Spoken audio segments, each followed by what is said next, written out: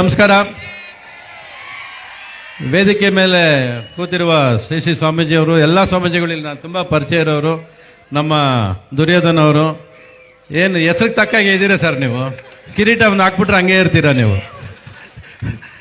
ಎಲ್ರಿಗೂ ದೊಡ್ಡ ನಮಸ್ಕಾರ ಸರ್. ನಿಮ್ಗಳು ನೋಡಿದಾಗ ಒಂದು ಖುಷಿ ಆಗೋದು ಏನು ಹೇಳಲೆ ನಾನು, ನೀವು ನನ್ನ ಮೇಲೆ ಅದೇನು ಅಭಿಮಾನ ಇಟ್ಟಿದ್ರು, ಅದೇನು ಪ್ರೀತಿ ಇಟ್ಟಿದ್ರು, ಒತ್ತಿನಲ್ಲಿ ನಿಮ್ಮ ಮಾತು ಕೇಳ್ತಿರ್ಬೇಕಾದ್ರೆಲ್ಲ ನಮ್ಮ ಅಪ್ಪ ನಮ್ಮ ಅಮ್ಮ ನೆನಪಾಗ್ಬಿಡ್ತಾರೆ ಸರ್. ಯಾಕಂದ್ರೆ ನಾನು ಏನಾದರೂ ಇಷ್ಟು ದೂರ ಬಂದಿದ್ರೆ ನೋಡಿ ಮೈಯೆಲ್ಲ ರೋಮಾಂಚನ ಆಗೋಯ್ತು. ನನಗೆ ನಮ್ಮ ಅಪ್ಪ ಅಮ್ಮನೇ ಕಾರಣ, ಬೇರೆ ಯಾರು ಇಲ್ಲ. ನಮ್ಮ ಅಪ್ಪ ಒಬ್ಬರೇ. ಏನು ಗೊತ್ತಿಲ್ಲದ್ರ ನನಗೆ ಸಿನಿಮಾ ಡೈರೆಕ್ಷನ್ ಮಾಡಕ್ ಬಿಟ್ರು, 1 ಕೋಟಿ ಖರ್ಚು ಮಾಡಿದ್ರು. ಏನೋ ನನ್ನ ಮಗ ಆಸೆ ಪಟ್ಟಿದ್ರೆ ಮಾಡ್ಲಿ ಬಿಡು ಅಂದ್ರು. ಅದು ಇವತ್ತು ಇಷ್ಟು ದೂರ ಕರ್ಕೊಂಡ್ಬಂದಿದೆ, ನಿಮ್ಮನ್ನೆಲ್ಲ ಸೇರಿಸಿದೆ ಅಂದ್ರೆ ಅದಷ್ಟಕ್ಕೂ ಅವರೇ ಕಾರಣ, ಬೇರೆ ಏನೂ ಇಲ್ಲ. ಅವ್ರು ತೋರಿಸಿರೋ ಪ್ರೀತಿನೇ. ಒಂದು ವೇದಿಕೆ ಹತ್ತಬೇಕಾದ್ರೆ ಈಗ ನಾನು ಯಾವ ವೇದಿಕೆಯಲ್ಲಿ ಇಷ್ಟೊತ್ತು ಕೂರೋದೇ ಇಲ್ಲ. ಫಸ್ಟ್ ಆಫ್ ಆಲ್ ಸಿಟ್ ಮಾಡ್ಕೊಂಡು ಓಡೋಗ್ಬಿಡ್ತೀನಿ. ನಾವು ಈಗ ಮೈ ಮೇಲೆ ಬೀಳ್ತಾರೆ ಓಡೋಗ್ಬಿಡ್ತೀನಿ. ಯಾಕಂದ್ರೆ ನನಗೆ ಈ ಬ್ಯಾಕ್ ಪೇನ್ ಇರೋದ್ರಿಂದ ಎಲ್ಲಿ ಯಾರಾದ್ರೂ ತಟ್ಬಿಟ್ಟು ಮತ್ತೆ ಸೊಂಟ ಸೈಡ್ಗೆ ಹಾಕ್ಬಿಡ್ತಾರೆ ಅನ್ನೋ ಬೇಜಾರು ನನಗೆ.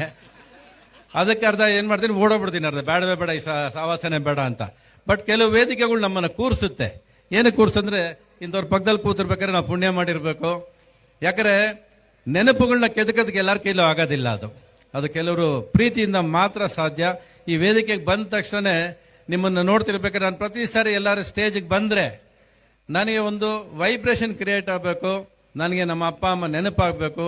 ಆದ್ರೆ ಆ ಸ್ಟೇಜ್ಗೆ ನಾನು ಪುಣ್ಯ ಮಾಡಿದ್ದೆ, ಆ ಸ್ಟೇಜಲ್ಲಿ ಇರೋದು ಅರ್ಹತೆ ಅಂತ ನಾನು ಕೂತಿರ್ತೀನಿ ಒಂದು ಸ್ವಲ್ಪ ಹೊತ್ತು.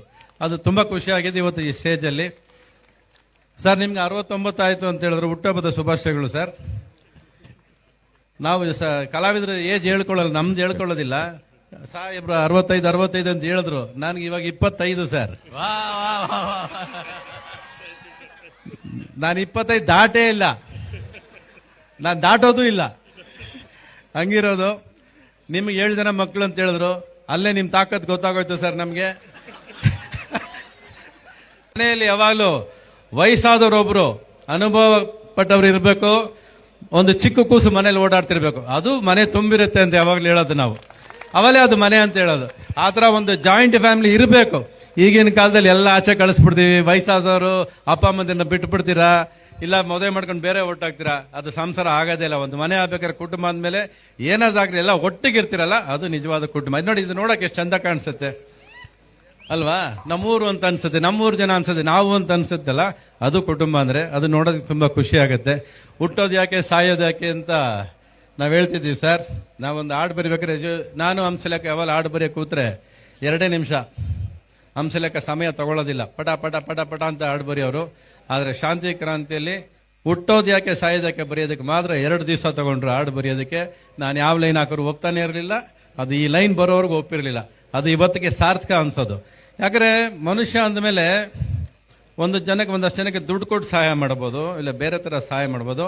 ಅವೆಲ್ಲ ಸಹಾಯಕ್ಕಿಂತ ಒಬ್ಬ ಮನುಷ್ಯನಲ್ಲಿರೋ ಟ್ಯಾಲೆಂಟನ್ನು ಗುರುತಿಸಿ ಅವನಿಗೆ ಕಿರೀಟ ಹಾಕಿ ಅವನಿಗೆ ಮೆರವಣಿಗೆ ಮಾಡಿಸೋದಿದೆಯಲ್ಲ, ಅದಕ್ಕಿಂತ ದೊಡ್ಡ ಕೆಲಸ ಯಾವುದೂ ಇಲ್ವೇ ಇಲ್ಲ. ಅದನ್ನ ನೀವು 9 ವರ್ಷದಿಂದ ಮಾಡ್ಕೊಂಡ್ ಬಂದಿದ್ದೀರ ಅಂತ ಗೊತ್ತಾಯ್ತು. ಯಾಕಂದ್ರೆ ನಾವೆಲ್ಲ ಎಷ್ಟೋ ಸರಿ ಒದ್ದಾಡ್ತೀವಿ, ನಮ್ಮಲ್ಲಿ ಒಂದು ಕಲೆ ಇರುತ್ತೆ, ಆ ಕಲೆನ ಗುರ್ಸೋರು ಯಾರು ಇಲ್ವಾ, ನಮ್ಮನ್ನ ಯಾರು ಕರ್ಕೊಂಡು ಹೋಗಲ್ವಾ ಅಂತ. ಆದ್ರೆ ಇವತ್ತು ಬಂದಿರೋ ಟಿವಿ ಚಾನೆಲ್ಗಳು ಆಗಿರ್ಬೋದು, ಇಲ್ಲ ಇವ್ರು ನಡೆಸೋಂಥ ಕಾರ್ಯಕ್ರಮಗಳಿರ್ಬೋದು, ಎಲ್ಲೋ ಮೂಲೆಯಲ್ಲಿ ಹಳ್ಳಿಯಲ್ಲಿ ಎಲ್ಲೋ ಬಡತನದಲ್ಲಿ ಎಲ್ಲೋ ಒಂದು ಕೂತಿರೋ ಒಬ್ಬ ಕಲೆಗಾರನ ಕರ್ಕೊಂಡ್ಬಂದು ಅವನಿಗೊಂದು ವೇದಿಕೆ ಕೊಟ್ಟು ಅವನ್ನ ಗುರುತಿಸಿ ಕಳಿಸ್ತಿರಲ್ಲ, ಅದಕ್ಕಿಂತ ಒಂದು ದೊಡ್ಡ ಕೆಲಸ ಯಾವ್ದು ಇಲ್ವೇ ಇಲ್ಲ ಸರ್. 1000 ಲಕ್ಷ ದುಡ್ಡು ಕೊಡ್ಬೋದು ಸರ್, ಬಟ್ ನೀವು ಈ ಮಾಡೋ ಕೆಲಸ ದೊಡ್ಡ ಪುಣ್ಯ ಕೊಡುತ್ತೆ ಸರ್. ನೀವು 100 ವರ್ಷ ಬಾಳ್ತೀರ ಸರ್, ನಿಮ್ಮ ಕುಟುಂಬನ ಅಷ್ಟೇ ಚೆನ್ನಾಗಿರುತ್ತೆ ಸರ್. ಅದ್ರ 2ನೇ ಮಾತೇ ಇಲ್ಲ. ಯಾಕಂದ್ರೆ ನಮ್ಮಪ್ಪ ಯಾವಾಗಲೂ ಒಂದೇ ಮಾತು ಹೇಳೋರು, ರೇ ಸಂತೋಷ ಅನ್ನೋದು ನೀನ್ ನಗೋದಲ್ಲ ಕಣೋ, ನಿನ್ನಿಂದ ಎದುರುಗಡೆ ಅವ್ರ ಮುಖದಲ್ಲಿ ನಗು ಬಂದ್ರೆ ಅದು ನಿಜವಾದ ಸಂತೋಷ ಅಂತ ಹೇಳೋರು. ಅದು ನಮ್ಮಪ್ಪ ನನಗೆ ಜಾಸ್ತಿ ಏನು ಪಾಠ ಮಾಡಿಲ್ರಿ, ನಮ್ಮ ಅಪ್ಪನ ನೋಡ್ಕೊಂಡೇ ಬೆಳ್ಕೊಂಬಂದವ್ ನಾನು. ನಮ್ಮಪ್ಪ ಯಾವತ್ತೂ ಕೂತ್ಕೊಂಡು ಒಂದ್ ದಿವಸ ನಮ್ಮಪ್ಪ ನನಗೆ ಬೈದಿದ್ದು ನೆನಪಾಗೋದಿಲ್ಲ ನನಗೆ, ಹಂಗೆ ಬೆಳ್ಕೊಂಬಂದ್ಬಿಟ್ಟೆ ನಾನು. ಈಗ ಪ್ರೇಮ್ ಲೋಕ ಮಾಡಿ 40 ವರ್ಷ ಆಗೋಯ್ತು. ಮಧ್ಯದಲ್ಲಿ ಈ ದೇವ್ರನ್ನವ್ರು ಇರ್ತಾರಲ್ಲ, ಅವ್ನು ನಮಗೆ ಪರೀಕ್ಷೆ ಕೊಡ್ತಾನೆ ಇರ್ತೇನೆ. ನಾವು ಪರೀಕ್ಷೆನ ಶಿಕ್ಷೆನ ಅಂತ ನಾವೇ ತಿಳ್ಕೊಬೇಕು. ನಾನು ಯಾವಾಗಲೂ ಅನ್ಕೊಳ್ಳೋದು, ದೇವ್ರು ನಮ್ಗೆ ಏನಾದ್ರು ಒಂದು ಕೊಟ್ರೆ ಅವನು ನನಗೆ ಪರೀಕ್ಷೆ ಕೊಡ್ತಾ ಇದ್ದಾನೆ. ಅವನು ತಳ್ತಾನೆ, ನೂಗ್ತಾನೆ, ತುಳಿತಾನೆ, ಪರೀಕ್ಷೆ ಮಾಡ್ತಾ ಹೋಗ್ತಾನೆ. ಅದನ್ನ ಶಿಕ್ಷೆ ಅಂತ ಯಾವತ್ತು ಅನ್ಕೋತೀವೋ ಅವತ್ತು ಮನುಷ್ಯ ಸೋತೋಗ್ಬಿಡ್ತಾನೆ. ಬಟ್ ನಾನು ಅದನ್ನ ಇವತ್ತರೆಗೂ ಪರೀಕ್ಷೆ ಅಂತ ಅನ್ಕೊಂಡೆ ಮುಂದುವರ್ಕೊಂಡ್ ಬಂದಿದ್ದೀನಿ ನಾನು. ನಮ್ಮ ತಾಕತ್ ಪರೀಕ್ಷೆ ಮಾಡ್ತಾ ಕೂತವನು ಅಂತ. ಅದು ಈ 2.5 ವರ್ಷ ಹಿಂದೆ ನನ್ನ ಮಕ್ಕಳು ಮದುವೆ ಮುಗಿದ ತಕ್ಷಣ ನನ್ನ ತಲೆಯಲ್ಲಿ ಇದ್ದಿದ್ದು, ನಾನು ಮತ್ತೆ ಒಂದು ಪ್ರೇಮ್ ಲೋಕ ಸಿನಿಮಾ ಮಾಡಲೇಬೇಕು. ಅದು ಮಾಡಬೇಕು ಅಂದ್ರೆ ನಾನು ಫಸ್ಟ್ ತಗೊಂಡಿದ್ದ ಡೆಸಿಷನ್ ಏನು ಅಂದ್ರೆ, ನಾನು ನನ್ನ ಕುಟುಂಬದ ಜೊತೆ ಇರಬಾರ್ದು, ನನ್ನ ಹೆಂಡತಿ ಜೊತೆ ಇರಬಾರ್ದು, ನನ್ನ ಮಕ್ಕಳ ಜೊತೆ ಇರಬಾರ್ದು. ನಾನು ನನ್ನ ಸಿನಿಮಾ ಜೊತೆ ಇರಬೇಕು, ನಾನು ನನ್ನ ಜೊತೆ ಇರಬೇಕು, ನನ್ನ ಜೊತೆ ಆ ಶಿವ ಇರಬೇಕು. ಇಷ್ಟೇ. ಸೊ 2.5 ವರ್ಷದಿಂದ ನಿಮಗೆ ಮತ್ತೆ ಒಂದು ಪ್ರೇಮ್ ಲೋಕ ಥರ ಒಂದು ಸಿನಿಮಾ ಕೊಡೋದಕ್ಕೆ ನಾನು ನನ್ನ ಕುಟುಂಬನ ಸ್ಯಾಕ್ರಿಫೈಸ್ ಮಾಡೀನಿ, ತ್ಯಾಗ ಮಾಡಿದ್ದೀನಿ. ಅದಕ್ಕೆ ನಾನು ಒಬ್ಬನೇ ಕೆಲಸ ಮಾಡಿದ್ದೀನಿ. ಒಬ್ಬನೇ ಕೆಲಸ ಮಾಡಬೇಕು ಅನ್ನೋ ದುರಾಂಕಾರ ಅಲ್ಲ, ಅಹಂಕಾರ ಅಲ್ಲ. ಇವತ್ತು ಯಾರು ಕೂರೋದಿಲ್ಲ ಕೆಲಸ ಮಾಡೋದಕ್ಕೆ, ಹಸಿವಿಲ್ಲ ಯಾರಿಗೂ ಇವತ್ತು. ಆದರೆ ನನಗೆ 83ರಲ್ಲಿ ಉಟ್ಕೊಂಡಿದ್ದ ಹಸಿವು ಇವತ್ತವರೆಗೂ ಕಡಿಮೆ ಆಗಿಲ್ಲ. ಸಿನಿಮಾ ಅಂದರೆ ಹಸಿವು ನನಗೆ. ಏನೋ ಮಾಡಬೇಕು, ಏನೋ ಮಾಡಬೇಕು. ನೀವು ಮಧ್ಯೆ ಅನ್ಕೊಬೋದು, ಏನೋ 15 ವರ್ಷ ಏನು ಕಿಸಿಲೇ ಇಲ್ವಲ್ಲ ನೀವು ಅಂತ ಅನ್ಕೋಬಹುದು. ಹೌದು, ಏನು ಕಿಸಿಯಕ್ಕಾಗೋದಿಲ್ಲ. ಕೆಲವು ಸರಿ ಏನಕ್ಕಾಗೋದಿಲ್ಲ ಅಂದ್ರೆ ಸರ್ವೈವಲ್, ಸ್ವಲ್ಪ ದಿವಸ ಬದುಕಿದ್ರೆ ಸಾಕು. ಕುಟುಂಬದ ಬರ್ಡನ್ಸ್ ಇರುತ್ತೆ, ಫೈನಾನ್ಷಿಯಲ್ ತಲೆನೋವು ಇರುತ್ತೆ, ಸ್ವಲ್ಪ ಸಂಪಾದನೆ ಮಾಡ್ಕೊಂಡು ಹಂಗೆ ಬದುಕ್ಬಿಡೋಣ ಸಾಕು ಅನಿಸ್ಬಿಡ್ತು. ಆದರೆ 2.5 ವರ್ಷದಿಂದ ಅನಿಸಿದ್ದು ನನಗೆ, ಸಾಕು ಬದುಕಿದ್ದು. ಬದುಕಂಗಿದ್ರೆ ನೀನು ಅನ್ಕೊಂಡಂಗೆ ಬದುಕು, ಇಲ್ಲಾಂದ್ರೆ ಸಿನಿಮಾನೇ ಮಾಡಬೇಡ, ಮಾಡಿದ್ರೆ ನೀನು ಅನ್ಕೊಂಡಂಗೆ ಸಿನಿಮಾ ಮಾಡು ಅಂತ. ಆವಾಗ ಮಾಡಕ್ಕೆ ಸ್ಟಾರ್ಟ್ ಮಾಡಿದ್ದೆ I am god the crazy ಅಂತ. ಅದಕ್ಕೆ ತಕ್ಕಾಗೆ ನಾನು ಇವತ್ತಿಗೂ 3:30 ಗಂಟೆಗೆ ಎದ್ದೊಳದು. ನಾನು ಬೆಳಗ್ಗೆ 3:30 ಗಂಟೆಗೆ ಎದ್ದೊಳ್ತೀನಿ. ರಾತ್ರಿ ಯಾವಾಗ ಮಲಗ್ತೀನಿ ನನಗೆ ಗೊತ್ತಿರಲ್ಲ. ಯಾವಾಗಲೇ ಸೋಫಾ ಮೇಲೆ ಮಲಗಿರ್ತೀನಿ, ಮತ್ತೆ ಎದ್ದು ಕೂತ್ಕೋತೀನಿ. ನನ್ನ ಜೊತೆ ಇರೋದು ಒಬ್ಬನೇ, ಮಹಾದೇವ ಶಿವ ಒಬ್ಬನೇ ನನ್ನ ಜೊತೆ ಟ್ರಾವೆಲ್ ಮಾಡ್ತಿರೋದು. ಅವ್ನು ಕೆಲಸ ಮಾಡಿಸ್ತಾ ಇದ್ದಾನೆ, ನಾನು ಮಾಡ್ಕೊಂಡ್ ಬಂದಿದ್ದೀನಿ. 35 ಹಾಡು ಅಂತ ಹೇಳಿದ್ರು, ಸುಮಾರು ಹಾಡುಗಳಿದೆ, ಮ್ಯೂಸಿಕ್ ಬಿಟ್ಸ್ ಇದೆ. ಇಡೀ ಪಿಕ್ಚರು ನಿಮ್ಮ ಜೀವನದಲ್ಲಿ ಅಂಥ ಅನುಭವ ಮತ್ತೆ ಸಿಗೋದೇ ಇಲ್ಲ. ಇವತ್ತಿಲ್ಲಿ ವೇದಿಕೆ ಮೇಲೆ ಎಲ್ಲಿಡ್ತೀನಿ, ನೆನಪಿಟ್ಕೊಳ್ಳಿ, ನಾನು ಹೇಳಿರ್ತೀನಿ, 2.5 ವರ್ಷ ನಿಮ್ಮನ್ನ ಟ್ರಾನ್ಸ್ ಕರ್ಕೊಂಡು ಹೋಗಿದೆ. ನೀವೆಲ್ಲ ಇವತ್ತೇನು ಇಲ್ಲಿ ಕೂತಿದ್ದೀರೋ ಹಂಗೆ ಹಿಂಗೆ ಮಹಾದೇವ ಶಿವ ಅನ್ಕೊಂಡು ನೀವು ಮೆರಿಲಿಲ್ಲ ಅಂದ್ರೆ ನನ್ನ ಹೆಸರು ಬದಲಾಯಿಸ್ರಿ, ಕ್ರೇಜಿ ಸ್ಟಾರೇ ಅಲ್ಲ ನಾನು. ಅದು ಇವತ್ತು ವೇದಿಕೆ ಮೇಲೆ ಹೇಳಿರ್ತೀನಿ ನಾನು. ಅಂದ್ರೆ 2.5 ವರ್ಷ ಅಂದ್ರೆ 400 ದಿವಸ ಶೂಟಿಂಗ್ ಮಾಡಿದ್ದೀನಿ ನಾನು ಸಿನಿಮಾನ. 400 ದಿವಸ ಪ್ರತಿ ಒಂದು ಕೆಲಸ, ಒಂದು ಕಾಸ್ಟ್ಯೂಮ್ ಡಿಸೈನ್ ಇಂದ ಹಿಡಿದು, ಡೈಲಾಗ್ಸ್ ಇಂದ ಹಿಡಿದು, ಲಿರಿಕ್ಸ್ ಇಂದ ಹಿಡಿದು, ಸಂಗೀತ ಇಂದ ಹಿಡಿದು ಎಲ್ಲ ನಾನು ಒಬ್ಬನೇ ಮಾಡಿರೋದು. ಇದು ದುರಾಂಕಾರ ಅಂತ ಅನ್ಕೊಳ್ಳಿ, ಅಹಂಕಾರ ಅಂದ್ರೆ ಅನ್ಕೊಳ್ಳಿ, ನನ್ಗೆ ಅದೇನು ಬೇಜಾರಿಲ್ಲ. ಬಟ್ ನಾನು ಒಬ್ಬನೇ ಮಾಡಿದ್ದೀನಿ.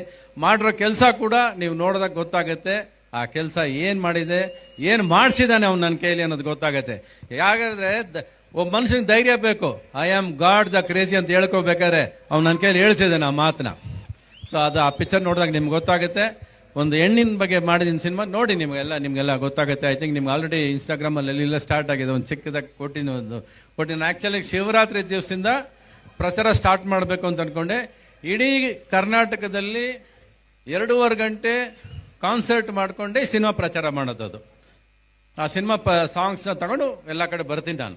2.5 ಗಂಟೆ ನಂದೇ ಮ್ಯೂಸಿಕಲ್ ಕಾನ್ಸರ್ಟ್ ಬರುತ್ತೆ ಎಲ್ಲ ಕಡೆ.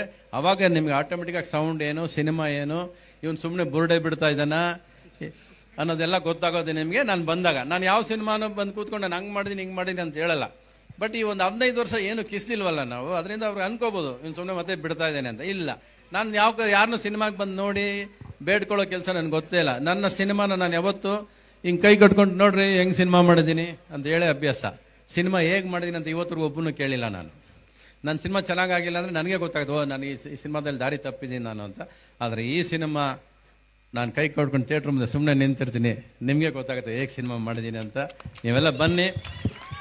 60 ವರ್ಷ ನಿಮ್ಮ ವಯಸ್ಸು ಎಷ್ಟಾಯ್ತು, ನನ್ನ ವಯಸ್ಸು ಎಷ್ಟಾಯ್ತೋ, ನಮ್ಮ ಸಂಸ್ಥೆಗೆ ಅಷ್ಟೇ ವಯಸ್ಸಾಗಿದೆ ರೀ. 60 ವರ್ಷದಿಂದ ನಾವು ಬರೀ ನಿಮಗೆ ಸಿನಿಮಾ ಮಾಡೋದು ಒಂದು ಬಿಟ್ರೆ ಬೇರೆ ಏನು ಕಲ್ತಿಲ್ಲ ನಾವು. ನಮ್ಮ ಅಪ್ರಾಣಿಗೆ ನಾವು ದುಡ್ಡು ಮಾಡೋದೇ ಕಲ್ತಿಲ್ಲ. ನನ್ನ ಜೋಬಲ್ಲಿ ದುಡ್ಡು ಇಟ್ಕೊಳ್ಳೋಕೆ ಬರಲ್ಲ ರೀ, ಜೋಬ್ ತೂತಾಗ್ಬಿಡ್ತೀನಿ ನಂದು. ಏನಕ್ಕೆ ಅಂದ್ರೆ ಈ ಜೋಬಲ್ಲಿ ದುಡ್ಡು ಇಟ್ಟರೆ ನನಗೆ ಟೆನ್ಷನ್ ಸ್ಟಾರ್ಟ್ ಆಗ್ಬಿಡುತ್ತೆ, ಖರ್ಚು ಮಾಡ್ಬಿಡ್ಬೇಕು ನಾನು. ನನ್ಗೆ ಇರೋಕೆ ಆಗಲ್ಲ. ನೀವು ನಾಳೆ ಬೆಳಗ್ಗೆ 100 ಕೋಟಿ ಕೊಡಿ, ನಾಳೆ ಒಂದು ದಿವಸದಲ್ಲಿ ಖರ್ಚು ಮಾಡಾಕ್ಬಿಡ್ತೀನಿ. ನನಗೆ ದುಡ್ಡು ಇಟ್ಕೊಳ್ಳೋ ಶೋಕಿನೇ ಇಲ್ಲ ರೀ. ಯಾಕಂದ್ರೆ ಈ ಹೃದಯದಲ್ಲಿ ನೀವು ತುಂಬಿಕೊಂಡಿದ್ದೀರಾ, ಈ ಪ್ರೀತಿ ತುಂಬಿಕೊಂಡಿದ್ದೀರಾ. ಇದ್ರ ಮಧ್ಯೆ ಆ ದುಡ್ಡು ಏನಕ್ಕೂ ಪ್ರಯೋಜನ ಇಲ್ಲ ನನಗೆ. ನಾನು ಒಂದೇ ಒಂದು ದಿವಸ ನಾನು ಬಂದಿದ್ದ ಜೀವನದಲ್ಲಿ ಇವತ್ತುವರೆಗೂ ದುಡ್ಡು ಬೇಕು ಅಂತ ಅನ್ಸೇ ಇಲ್ಲ ರೀ ನನಗೆ. ದುಡ್ಡಿಗೆ ದುಡಿಬೇಕು ಅಂತ ಅನ್ಸಿಲ್ಲ. ಸಿನಿಮಾ ಮಾಡಬೇಕು, ರಂಜಿಸ್ಬೇಕು, ಖುಷಿ ಕೊಡಬೇಕು. ನೀವು ನಕ್ಕದಾಗ ಖುಷಿ ಪಟ್ಟಷ್ಟು ದುಡ್ಡು ನೋಡಿದಾಗ ಖುಷಿ ಪಟ್ಟೇ ಇಲ್ಲ ನಾನು ಯಾವತ್ತು. ಸೊ ಆ ಮಾತು ನಾನು ಇವತ್ತು ಮತ್ತೆ ಹೇಳ್ತೀನಿ.